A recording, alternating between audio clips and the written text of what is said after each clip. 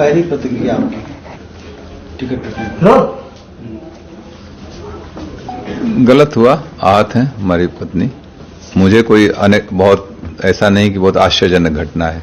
मैं पहले भी 3 बार मेरे साथ ऐसी घटना घट चुकी है। तो मेरी पत्नी के लिए पहली घटना थी, श्रीकला जी के लिए वो आहत है।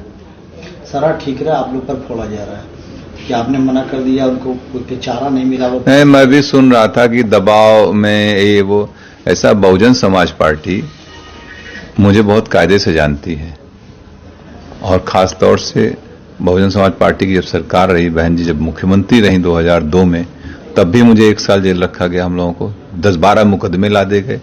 तब तो हम लोगों ने कोई कम, मेरी माता जी का निधन भी हुआ था उस समय। हम लोग तो कहीं कंप्रोमाइज नहीं किए ना। तो बसपा, कम से कम बसपा के लोग जो बोल रहे हैं, अभी खरवार जी हमको लगता है नए नए आए, उन्हें जानकारी नहीं है, इस तरीके की भाषा बोल रहे हैं। ठीक है, अपने पार्टी को डिफेंड करना बहुत से और भी तरीके, लेकिन दूसरे को डिफेम मत करिए। फिर 2007 से लेकर 12 में सरकार रही, उस समय हमारी सरकार से हुए वैचारिक मतभेद रहे। आपने देखा हमारे ऊपर मुकदमे लाद के मुझे बंद किया गया इसी जौनपुर जेल में। 2012 के चुनाव से पहले ये कह दिया गया कि धनंजय सिंह ने माफी मांग ली।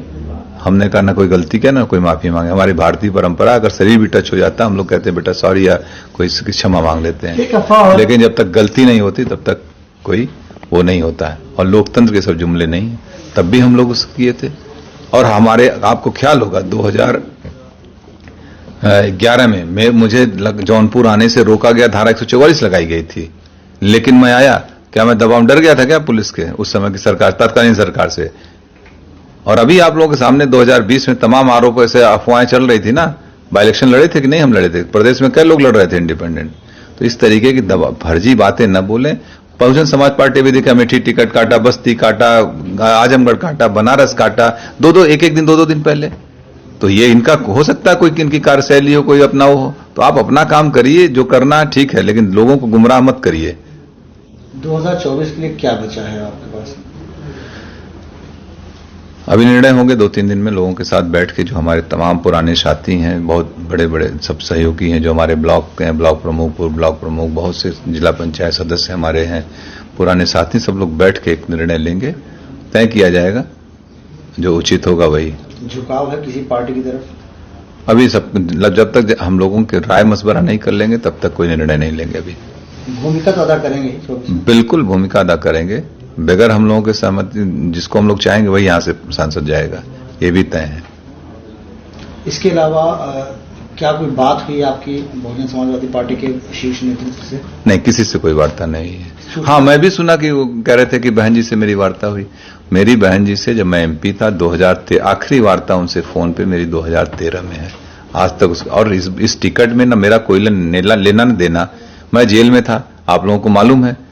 पत्नी को अप्रोच करके उन लोगों ने टिकट दिया, वार्ता उनसे हुई और आरोप हमारे ऊपर लगा रहे हो। इसका मतलब कुछ पहले से ही मनगढ़ंत कहानी रही होगी ताकि मुझे टो कर दो, मुझे डिफेम करने की बात थी। कोई खेल समझ में आ रहा है क्या इसमें? कुछ तो होगा, लग रहा है कुछ डिफेम। हमको जिस तरीके से बयान दिए गए वो मुझे डिफेम करने के लिए कुछ होगी बात इन लोगों की। चारा नहीं छोड़ा गया आपके सामने, सिर्फ 1 दिन रह गया था नामांकन के लिए? हाँ बिल्कुल। अगर चूंकि हमने इस पे किया था नामांकन, इंडिपेंडेंट के लिए आपको 10 प्रस्तावक चाहिए होते हैं। आज हमारे पर्चे खारिज हो जाएंगे। खैर, मैं एक बात और बता दूं, अगर मैं चुनाव लड़ रहा होता तो मैं जरूर एक इंडिपेंडेंट नॉमिनेशन भी करके रखता, या मैं इंडिपेंडेंट रहता ही, मुझे नहीं जाना पड़ता कहीं और हम लोग चुनाव लड़ते। भविष्य में क्या कोई तालमेल बैठेगा बसपा से? मुझे नहीं, मेरा तो नहीं लगता है कभी। राजनीतिक संभावना को है, लेकिन मुझे नहीं लगता, क्योंकि इतनी बार धोखा खाने के बाद फिर कहां आदमी वो करता है।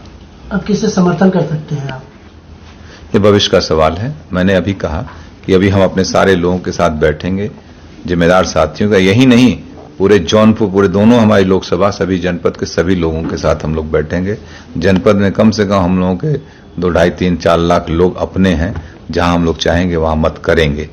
ये सबसे मिलकर बैठ के बात।